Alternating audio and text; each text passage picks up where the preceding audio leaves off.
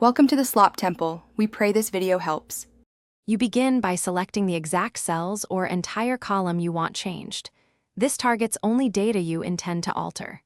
Next, open the Format menu, choose Number, then More Formats and Custom Currency so you can pick or create the sign you need.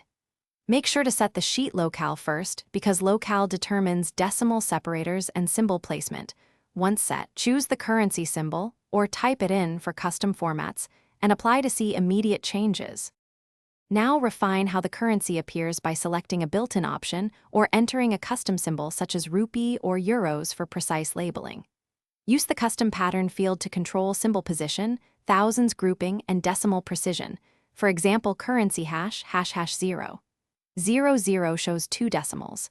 You can also add negative formatting such as currency hash, ##0, 00 or red for visual cues. Once done, press Apply and verify sample cells. Finish by validating that cells are numeric, not text, because formatting won't stick to plain text. If needed, use value or paste values to convert. Make sure the sheet locale still matches your intended currency and reapply the custom currency format to the correct range.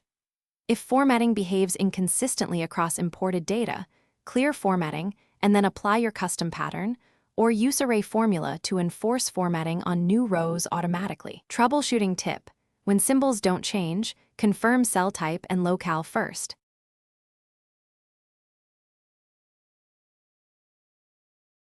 Thanks for watching. Consider subscribing if we helped you.